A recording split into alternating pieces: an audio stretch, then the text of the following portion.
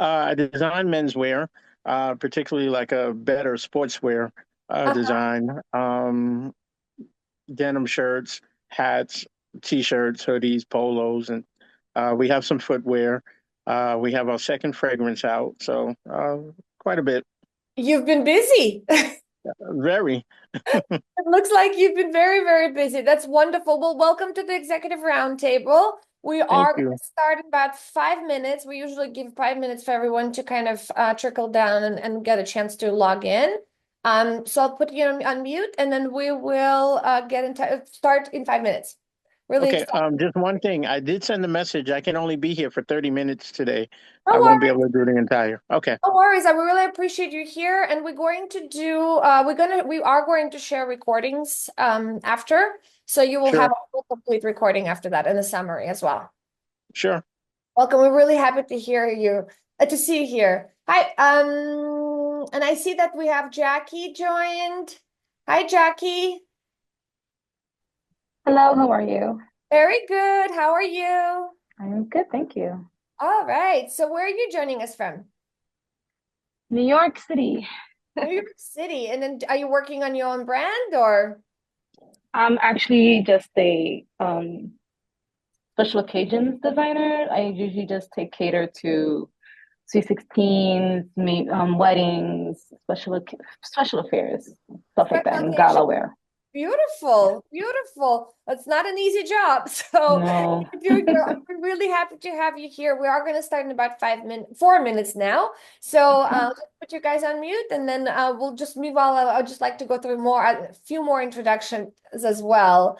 Good morning. I apologize if I messed up your name. Moxa?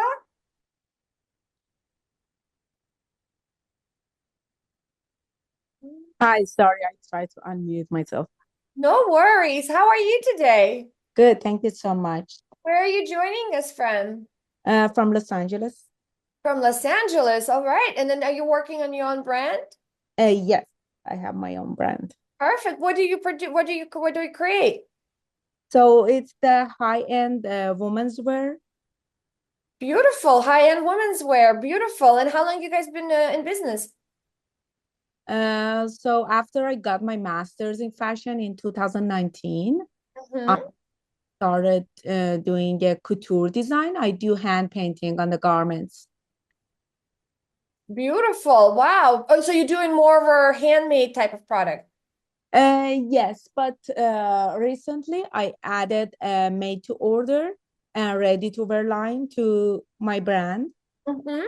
Yes, so they are, it's made to order, but turnaround is about 10 days. So it's not a long like couture designs. They're so fast and they are unique and one of a kind. So we design a piece for each customers. Beautiful. Wow. Well, that's really, really great. Thank you so much for joining. We're really excited to have a great topic to cover today. Lots of hopeful information that you're going to be able to apply into your own business as well. So really happy to have you here. Thank you. And Paul Gastello, hi. Just want to say hello to you. Good to see you here on the round table. This is your first time joining us, so I'm really excited that Yeah, you're first here. time. I'm excited Uh, to see you do your thing, Yay. and Paul, would you like to introduce yourself really quickly to the group? Yeah, sure, I'd love to. So my name is Paul. I've been working decently closely with Yay over the course of a few months. Basically, she's been advising us on a venture that we're doing, which is basically helping small brands implement an agile supply chain. So that means less dead stock, more capital in the brand's hands to invest in growth, broader assortment without investing more capital, et cetera. So excited to be here and like I said, see Yay do her thing. Thank you, Paul. We're really happy to have you here. Rachel, welcome back. It's really always great to see you here. I'd love you to introduce yourself to the group as well. Hi, yeah, apologize if you guys are watching me eat my lunch. I run a apparel development consulting agency called Unmarked Street. Yay, and I have become friends over the years, just kind of in the same world, kind of. And so I love to come to these when I can and just share knowledge and listen to Yay. She's such an expert, and so excited to hear about the topic today. Thank you very much. We're really happy to have you here as well. We do have some other people listening in, and we're going to be sending a recording to everyone as well. So feel free to just kind of relax and be more engaged into the conversation. This is a purely networking event. It is absolutely not a sales call. So don't rush to drop off at the end of the call because no one's going to be selling you anything. So this is really truly for us to be able to put our minds together, learn from one another, and hopefully make the differences in our own businesses as we grow. So I'd like to kind of start off by welcome you guys, everyone here on the call, and anybody who is listening in, and later on we'll be listening to our recordings. What we want to appreciate for your time, because I know you could be spending your time elsewhere, but you chose to be here, you're present. We really appreciate for your time and engagement. And I'd like to just get everybody's permission to record this session. So just give me a thumbs up that everybody's okay with that. And like I said, this conversation can go and will go as well as people are going to be participating. And it is going to be a back and forth conversation.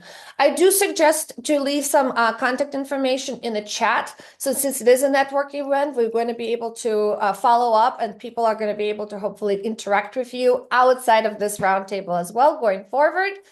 So please do so when you could. I'd like to also for you to share, when you are sharing the information, to share your latest win and as well as your greatest challenge with your business, so that we could be able to address some of it on the call, and as well as I could be able to follow up with you afterwards as well. Well, what is it? Just, I'm sure a lot of you guys are curious and kind of thinking about, well, why listen to Yay? What is this all about? So my full name is Evgenia Alexandrovna Yushkova, or simply Yay. And my mission and passion is to maximize profitability with the end-to-end fashion and retail business solutions for business owners, executive, and entrepreneurs to start and grow their private label or house brands, ensuring sustainable success. I have helped fashion brands and retail companies build their house brands and private label brands with lean design models, optimizing processes and eliminating waste, building a supply chain and driving lean manufacturing to be able to maximize their profitability, bottom line profitability. A lot of us hyper focus on margins and product margins, but we forget about all the operational piece that also attaches to our wonderful designs that we create, that later on would be able to give us that profitable business that we are in. So with this, it's been my passion since I was 4. I've been in the industry for over 25 years. I've been consulting and advising for over 16 years. And my really big passion and why I'm doing this roundtables is to give back to the community. So to be able to learn from one another, to be able to share my expertise, but as well as hopefully spark up some ideas that you could be able to implement back into your business. So really hoping that this is going to become a really engaging conversation, and that we are really ready to start. Is everybody ready to start? Give me a yes in the chat, or give me a thumbs up, and then we are going to dive into our wonderful topic of growing brand awareness in the fashion and retail in today's world. But thinking about how do we do it on a lean budget? One of the biggest challenges that I see from a lot of the clients that we have is that they don't have a big marketing budget spends when they're going into building a business.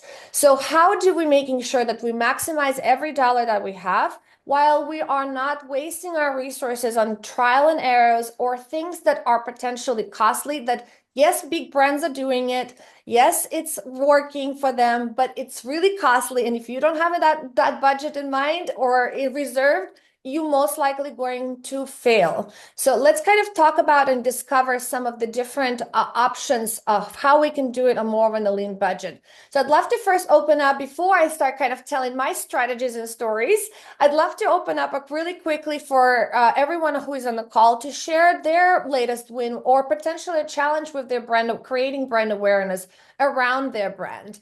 Paul, do you want to start off with yours? Sure. So to make Which sure Paul? oh yeah, we got 2 Pauls. It's Paul A and Paul G. How about that? Okay, which one? Paul A. Okay. For me, the last thing that I did, I actually acquired part of another brand. it's a sportswear brand, and they're geared towards a much younger audience. And, people have a misconception. In order for you to do acquisitions or business, that you always have to put out money, and you don't.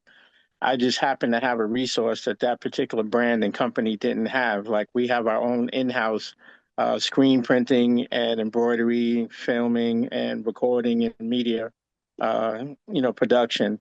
So being that they were a sportswear brand and they didn't have the access to being able to screen print or embroider, with the budget they had. So I made the deal, acquired part of their brand and offered them the screen printing, and I have access to distribution too. That's beautiful. And what are you guys doing on the brand awareness side?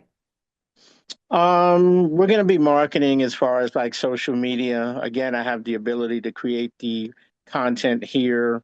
Getting it onto social media is not hard, like TikTok, organically as well as paid, advertising on all the social medias, and product placement as well. So, All right, very good. Paul G, what about you? How are you guys doing on the brand awareness side, and what is your biggest challenge there? We're doing okay for where we are. So we're pretty new, right? We have a prior success story with a kind of a client brand.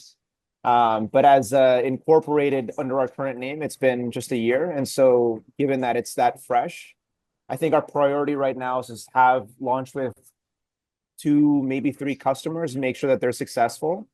And then use that success story to go back to market and do like a bigger marketing push, right?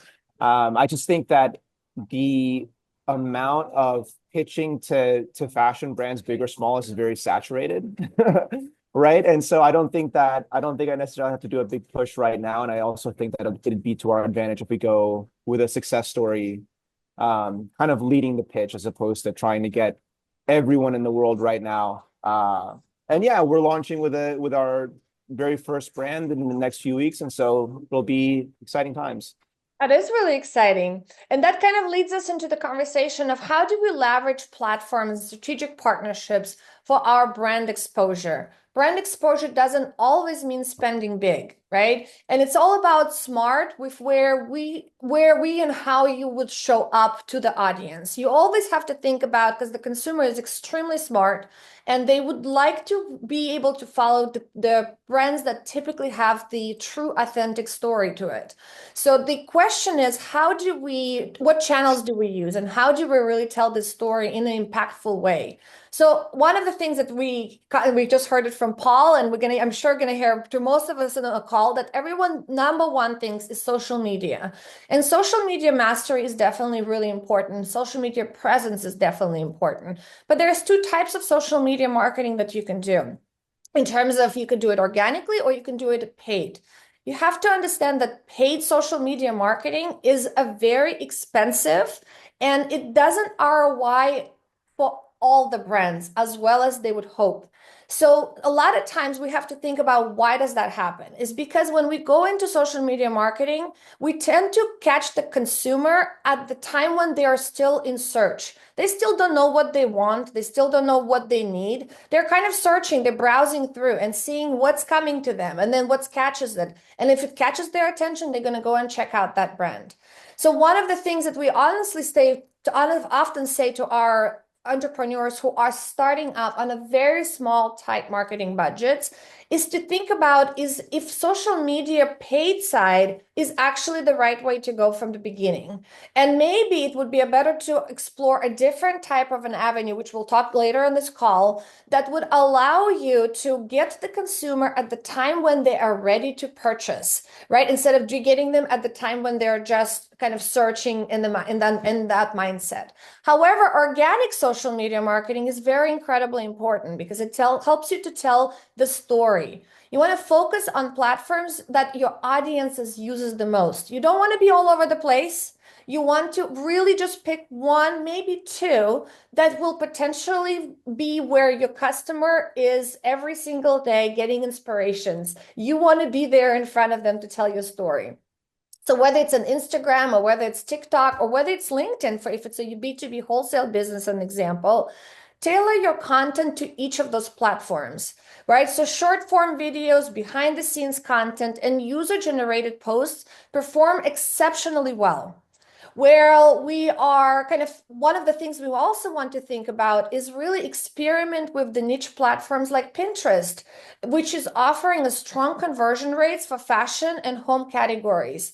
So we typically focus on so much on the meta platforms while we are forgetting about platforms like Pinterest, which again, a lot of customers who are viewers who go on the Pinterest, even they're going through the browsing stage, they already kind of in the mind of, I might need something. I need to find some unique ideas for a gift or unique idea for myself that I want to wear or for a style. So you actually kind of, on Pinterest, for example, you're going to catch that consumer at a little bit more progressed rate of where they are ready to shop versus doing it, let's say, on Meta or anything, or some other platforms like TikTok.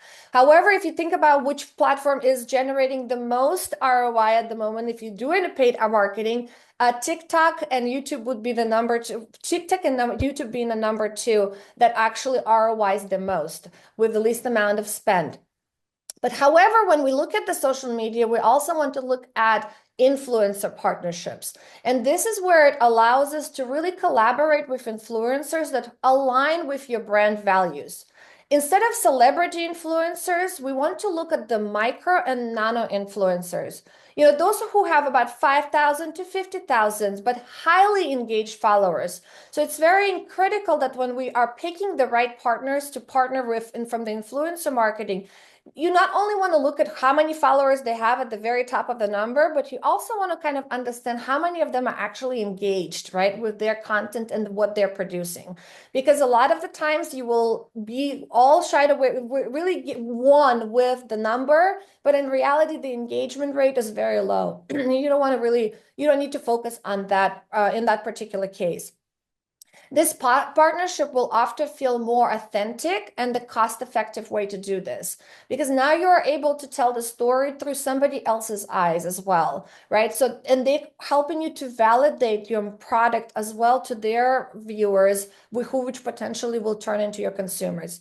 The number two, I would say, pitfall that we're seeing when people are choosing going to influence partnerships is that they tend to pick the wrong influencers. So you really need to make sure that your particular audience is actually within that influencer reach. Otherwise, there's really going to be waste of time and waste of money. So just kind of thinking about that on the back end. You know, one of our examples from one of our clients was a small streetwear brand who partnered with a micro influencers to show their latest drop, which resulted them in 30% sales boost with the minimal spend. So that's kind of where we're starting to see how this can potentially work and how you can integrate as part of your lean marketing strategies. The other example, we had a swimwear brand that collaborated with a fitness influencer who featured product in the beach workouts, lending 25% pickup in the summer sales. So hopefully that kind of gives you some ideas of how can you partner with some of those influencers and be able to integrate your product with what they're already doing on its own. The other thing is for us to think about is collaborations of complementary brands. So we often think about, well, if I'm going to collaborate with somebody, maybe they're going to be stepping on my toes and then I'm going to be, beating my competition, or they might steal my ideas. Well, I think it's a wrong mentality to think that way, because you want to think about collaborations of complementary brands, knowing that they are catering to exact same customers that you do, but they are producing or creating a complete different product that potentially be complementary, either worn with your product or either used with your product, or either at least help to tell the lifestyle while you both of all of your products combined together. So thinking about how do you co-create products or campaigns with no competing brands that share your target audiences, right? As an example, we had a luxury brand for handbags, which partnered with Sustainable Shoe Company to create and join their campaign, expanding both brands' reach. So not only they've tapped to the shoe brand audience, but the shoe brand have also benefited from their audience of this handbag. And so they've built a coexisting product that they were able to use as a collaboration. They did also do a limited edition of it so that they created the urgency of buying, but they also this way were able to introduce both brands equally and gain new customers. So really something to think about in this end. So I'd love to kind of open up the floor and kind of think about what can you identify one brand or one influencer you can collaborate with this quarter. We still have one more month left. All right, last push so that before we can prepare into going to 2025 successfully. So thinking about like what would be maybe the immediate reach or a wider reach, right? So maybe it's someone really close to you, or maybe it's someone that you are wishing to collaborate with. So I'll open up the floor here a little bit for Maksha. Would you mind kind of sharing your thoughts?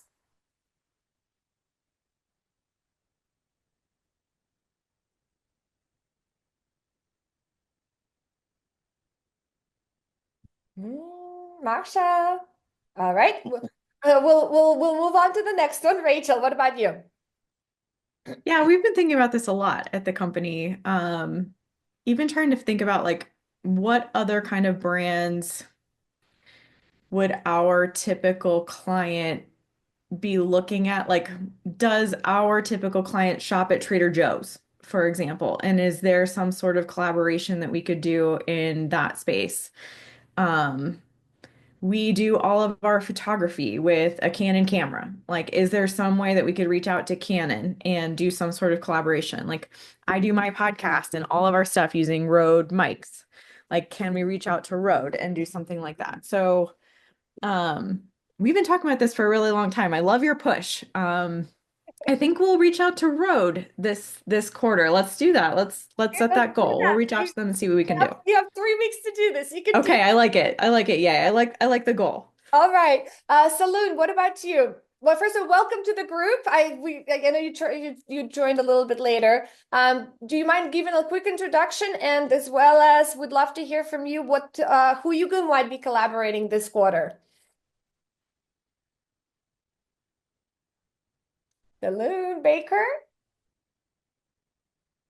All right, maybe he stepped out. Okay, we'll give it a second. All right, what about Paul A? Again, along the lines of what we just said, for me, I've always looked for strategic partnerships that are either no cost or low cost, brand collaborations and things like that. Even product placement. There's sometimes you can get celebrity product placement at no cost. It's just a matter of knowing, people that know someone that are willing to kind of help you along, or just being at the right event and you're at, the celebrities there and you can place the product. Many of them will take it at no cost, believe it or not. But we have a misconception that, it's going to cost a couple of $1,000s to give this person to have them wear it. And that's not always true.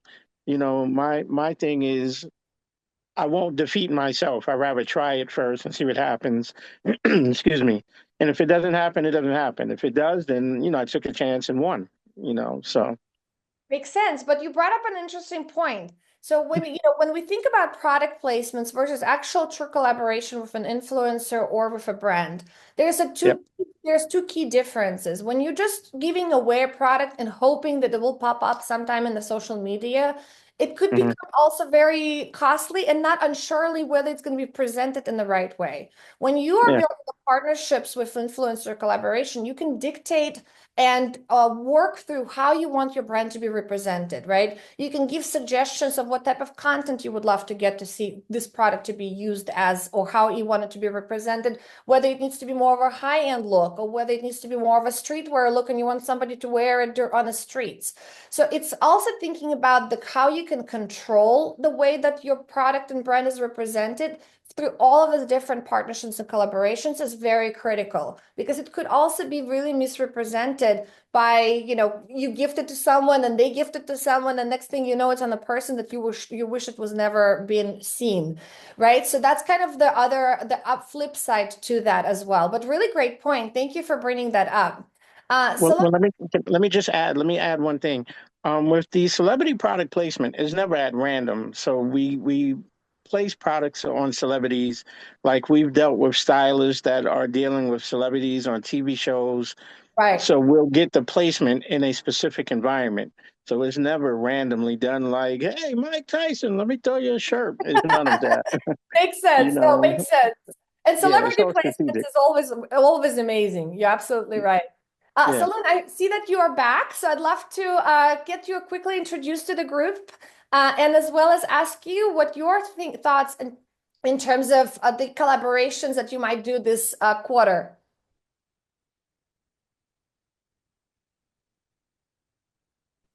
I can see Saloon is back, but all right, we'll get back to you later on as well. So a couple of other things that I wanted to kind of think about and discuss is, right, what we've talked about the influencer, we talk about the collaborations, we talk about social media, but a lot of times what we don't think about is another really great cost saving opportunity is to leverage in affiliate marketing for your brand growth and awareness, right? Affiliate marketing is really cost effective, and it also driven results, a strategy that leverages the partnerships with the bloggers, with the influencers, with the affiliate networks, really to really drive traffic and sales. So now we're starting to really talk about who can we affiliate ourselves with and give them incentives in order for us to really get that conversion rate up, right? That sales up, which is really at the end of the day what it's all about. And so, why affiliate marketing really works is really about performing, because it's performance based, right? Only you pay the affiliates when they're generating sales and making the high ROI focused. It's also expands your reach, which allows you to often access the niches and hard to reach audiences that align with the brand. And as well as it also builds credibility, which affiliates often provide authentic reviews and endorsements, which can significantly influence purchases decisions for your customers. But how do we get started with something like an affiliate marketing as an example? There's multiple ways of doing it, right? Number one, we want to join the affiliate network, which there's different platforms that will allow you to do so. Then you want to create an in-house affiliate program, which allows you to kind of offer commission-based incentives and also think about the potentially tiering depending on maybe the sales volume that they would reach. So you can give them an extra incentive and goal to be able to, at the end of the day, make more money with your particular brand. The other key performance would be really to think about whether it's scalable and that it's low risk. Since you pay affiliates only when you get the results and you get the sales, it really minimizes the upfront cost.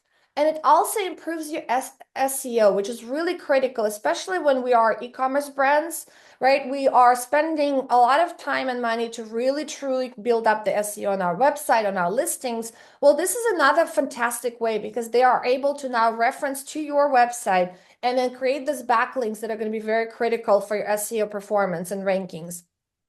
As well as thinking about the diverse traffic source, which affiliates can drive traffic from social media, from blogs, from email newsletters, and from other channels that are potentially outside of your reach if you don't have the potential large customer base yet, right? The other thing to think about is that there are really clearly define your affiliate, that you want to clearly define your affiliate program terms to include accessible promotion methods as well as the brand guides to ensure consistency in messaging. So that's really going to be very critical as to how can you ensure that the messaging that any affiliate is working with or any influencer is consistent to your brand. And that's the critical piece.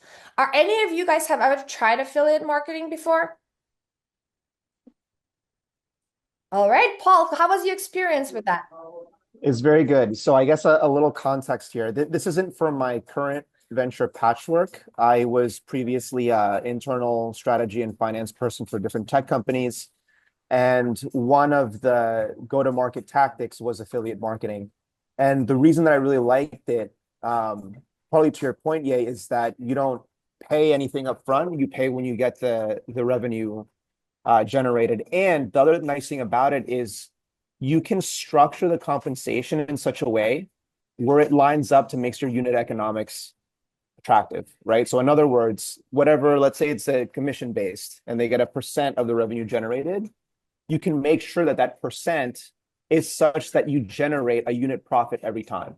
And I think that that's something that's a little bit more difficult to do with branding, especially, but even with digital marketing, where sometimes you just get upside down on the unit economics. If you were depending, for example, on a repeat purchase and you didn't get it, right? So I think affiliate marketing is also very attractive for that reason, and it's maybe not as scalable as some other channels, but I think, you know, to the extent that you can scale it, it's fantastic, in my opinion.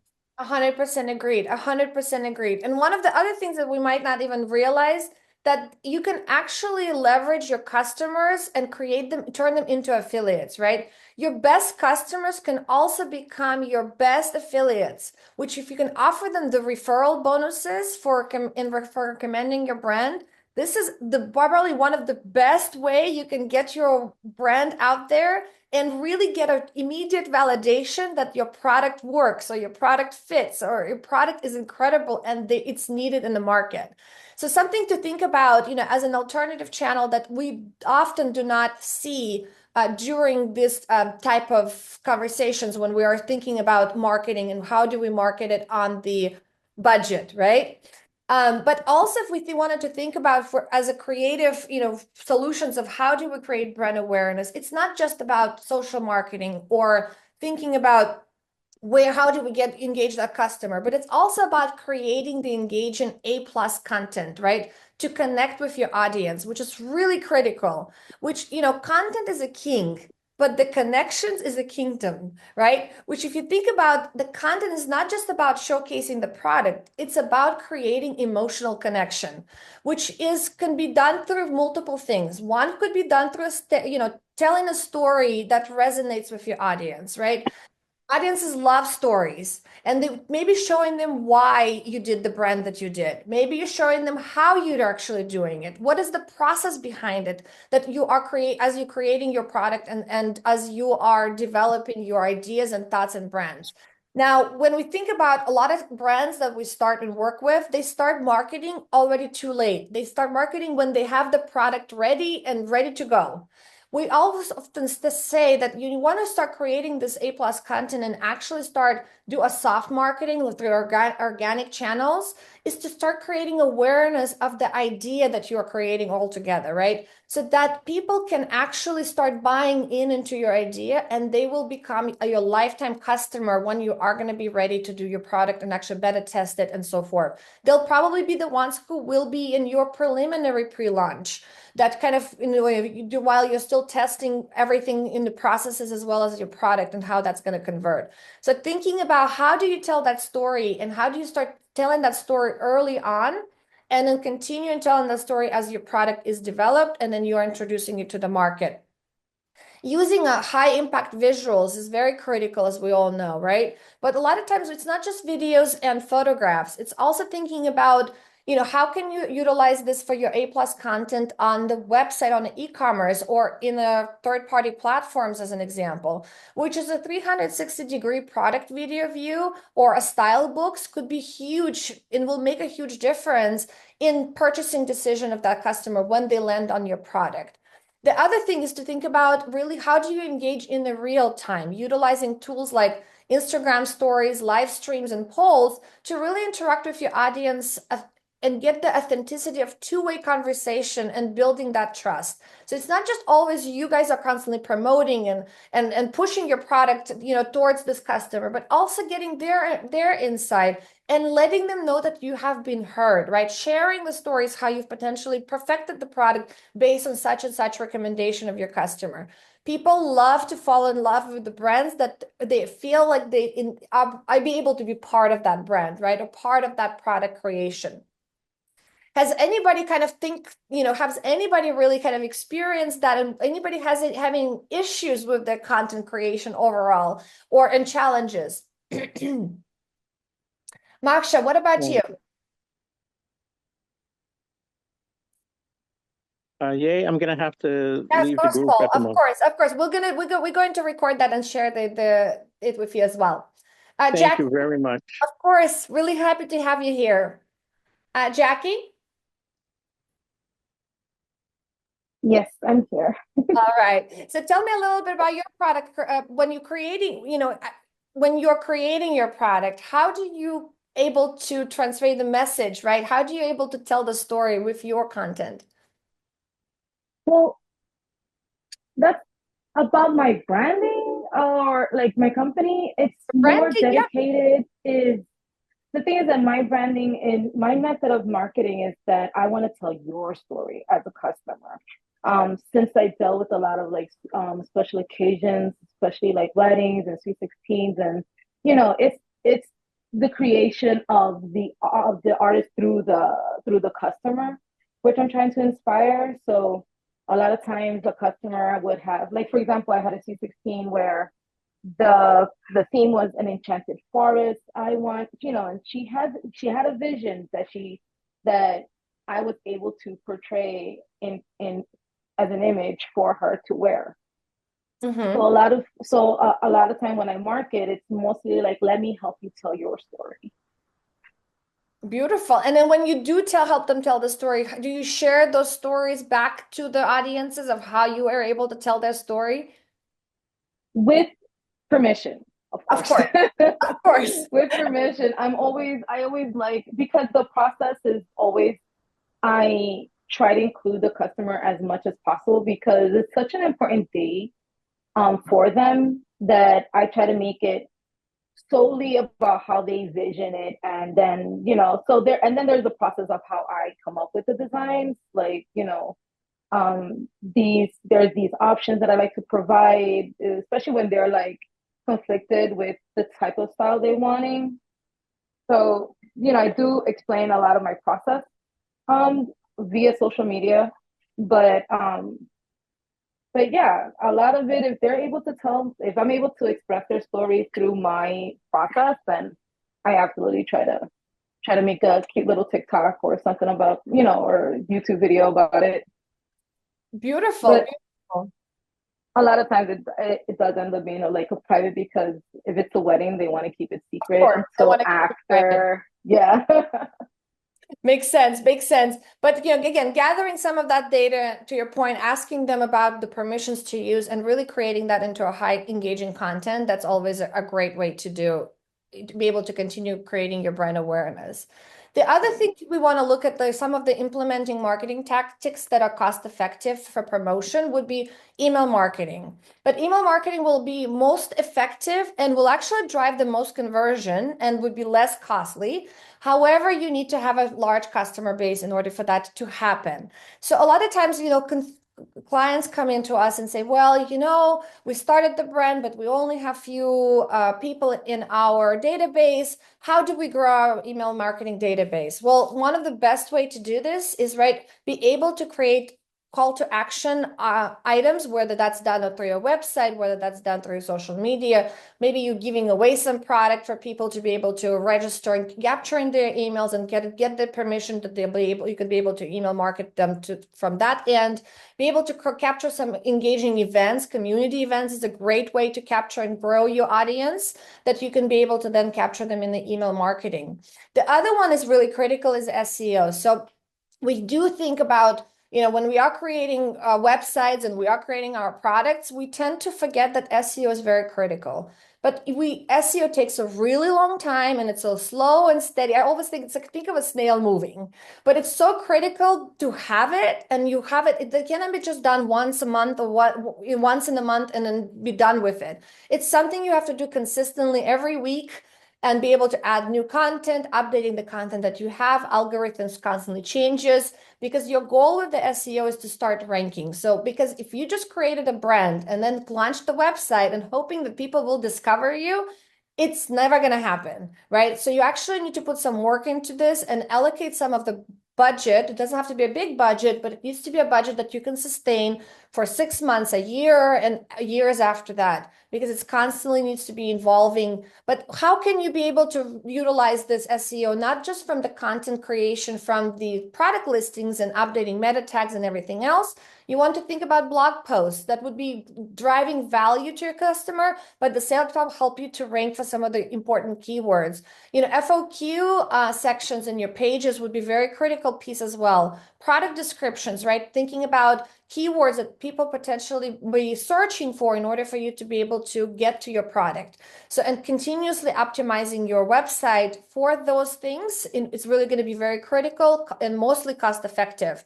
And as well as thinking about the content marketing, right? Creating how-to guides, style inspiration, educational resources that your audience finds valuable. Paul, this would be really straightforward for you guys, right? Thinking about how you can create the content that can potentially educate about supply chain, why it's important to become a pull supply chain from a push supply chain, right? And things like this that will able to start generating interest, and people will start getting excited about what they're reading from you guys, and as well as want to learn more about your product. So Shopify does a fantastic job with that. Hotspot is doing a fantastic job with that, right? You go and they have the like articles, limitless articles that talk about everything you need to know about marketing, everything you need to know about e-commerce, and how that actually somehow integrates back into their tool, right? So thinking about those terms, I think, is going to be very critical. And again, allows you to really think about what else can you do outside of just traditional marketing. But, Yeah, I have a question for you on that. yeah, go ahead. So we just started putting out content in our newsletter. Second newsletter is about to go out in the next few days. Plan to keep putting things out, maybe even upping the frequency a bit. And that comes after a few months of building my connection base on LinkedIn in the industry. And that's kind of where my question comes from, is a content angle, I think is really great, but you have to have an audience base first. Otherwise, right, the content goes out and it goes out to no one, right? And so like, what would you say about the kind of top things to think about in building that foundation first before putting out a content strategy? So a couple of things, right? So when you don't have a lot of following base, the content's still important because you need content in order for people to follow you, right? And it's a double-edged sword. So one of the ways that we've done it with multiple clients and even ourselves, you know, as you know, we do heavily promote a lot, work a lot on provide value driven content on LinkedIn, newsletters, and so forth, in addition to our blog. But what we typically did, especially at the beginning, we actually created those really valuable articles and we posted them within groups. So utilizing groups that you're connected with, you're going to be really surprised how many impressions you're going to get from just getting into the right group, right? Obviously, you need to make sure that you have a right audience for it. But that would be a number one way of building out that audience outside of just going it through your own feeds, like you would typically do. So, you know, once you build some of that audience, as well as to reaching out to that audience and asking them to whether your content was valuable, and if it was, would they be able to spread the word, right? Resharing your content. Every time they reshare your content, you get new eyeballs on your valuable content that you provide. So that's the way that we started. We usually start. And then once to your point, once you build enough enough audiences, enough people who kind of follow your newsletters, then you start utilizing different tactics, how to engage them and continuously grow them, but as well as keep them engaged. Because that other critical piece is not just for them to follow, but is actually to be engaged within the content that you provide, give you feedback, give comments, so that the algorithms can pick you up and also continue pushing you to a wider group. Does that help to kind of think about how to do this? Great tips. Thank you. All right. Absolutely. Absolutely. So the other thing I wanted to kind of talk about, which is really critical that a lot of brands don't think about, especially when we talk about the emerging brands, we so hyper focus on creating our own website and creating our product and driving the traffic to our own website that we forget one thing, that it is a slow and very costly thing to do. So if you're a brand who are starting off on a very small budget, or if you're already established brand and you are doing fairly well in the e-commerce, but you might not be thinking about a third-party platforms, this is going to be really important, a tip for you guys, right? So remember how we talked at the very beginning, where if you're going to social media, if you're going to like some of those other marketing channels, you're getting the customer at the time when they're actually just searching, right? They're searching for ideas, searching for product. They're not really not necessarily have the intent to buy. When we think about third-party platforms, one of them would be Amazon, Walmart, Macy's.com, Zappos.com, you name them, right? You are able to catch the customer at the time when they're actually ready to purchase. And so when you have your own brand, but you also do not have a representation on some of those key platforms where your customer actually shops in and out every single day, you are missing a big chunk of the business and potential revenue growth, right? But it also important to think about these channels not just as a revenue stream, but thinking about them as building your brand awareness. And this is the most cost-effective way.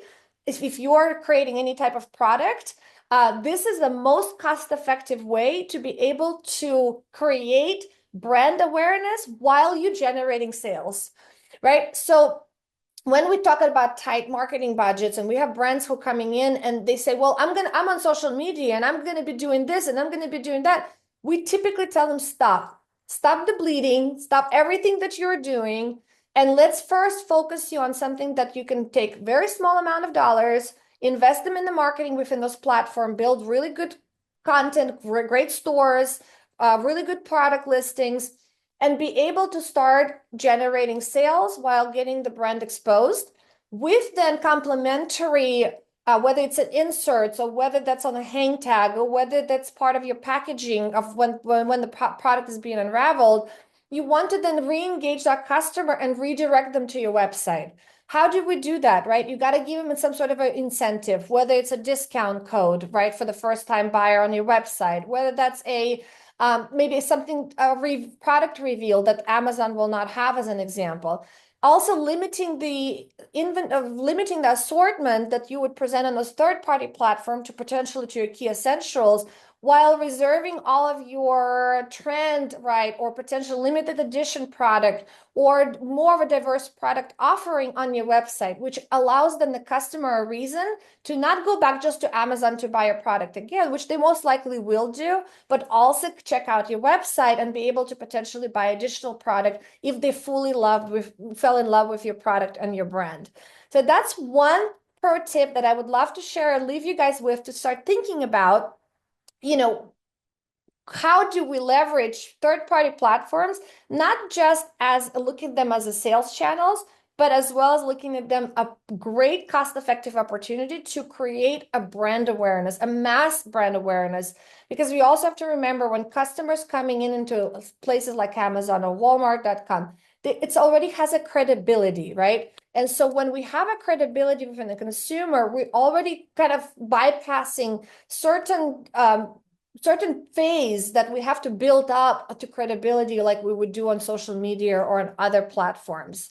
It also has a SEO advantages, right? Because you have Amazon search engines drives visibility to your products, often, out capacity of your website and organic searches. So while you would be spending thousands and thousands of dollars trying to get customer to your website or organically or through paid ads and through SEO, you could actually spend a fraction of that on the third-party platform and already get to sales, engaging customers, and at the same time continuously driving brand awareness and converting them into your lifetime customer on your website. So thinking kind of about that piece, building trust, like I mentioned, right? Many customers already trust Amazon. So reducing the barrier of purchasing. I mean, yourself probably, how many times have you found a product on Google and you would go into Amazon and see if it's sold on Amazon? If it is, you will buy it on Amazon, right? So thinking about kind of how do you leverage that again and the massive reach, right? Where Amazon, for example, gives you an access to millions of shoppers who are already in the mindset, I need to buy such and such product versus I'm just looking for what I want to buy, right? And they're actively searching for products like yours. And it also gives you a great opportunity to pay as you go model, right?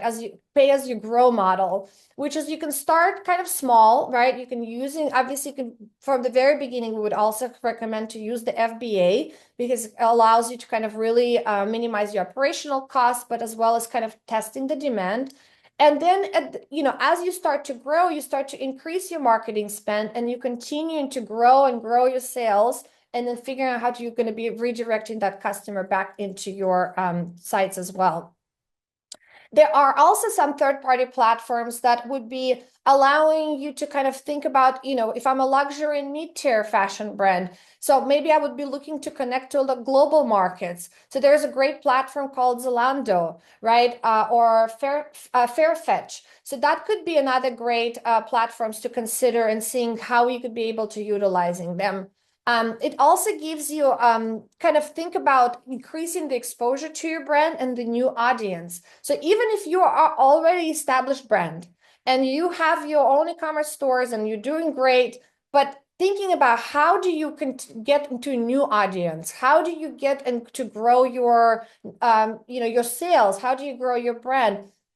And if not on the third-party platform, thinking about maybe I should be on Amazon, right? A lot of our business owners that we work with, they tend to say, well, no, I don't want to compete with because Amazon will then steal all my sales from e-commerce.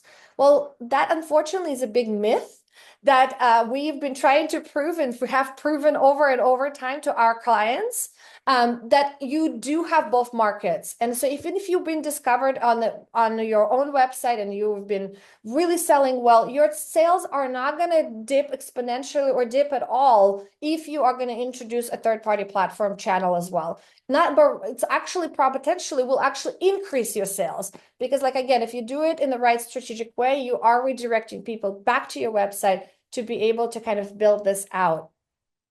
What about you guys? Have you guys thought of ever doing a third-party platform with your product? Love to kind of hear from you. Share with me in the comments, and as well as don't forget to send me an email to kind of let me know, because I would love to hear your thoughts as you're going to be listening to this recording later on. But Marsha, are you available to chat now? I don't see her be able to. Yeah, I don't think she's available to chat because I wanted to hear her thoughts because it would be right up her alley with her product. And I was really, really curious what her thoughts are on that sense. So I gave you guys a lot of thoughts, a lot of strategies in terms of how we could be able to market and create brand awareness on the tight budget, right? On the lean budgets. Again, we often look at our big brands and competitors and we tend to follow exactly what they're doing. And then we tend to fail and have to close our doors because we ran out of money. So here are some other great alternative options that you could be able to do and continuously grow your brand awareness. If any of you guys need more help, feel free to reach out. Lisa's going to drop the link to my calendar. I'm happy to always extend a discovery call with you guys. It's absolutely free to learn your challenges and help you to build your roadmaps. Thank you so much, guys. Until the next time.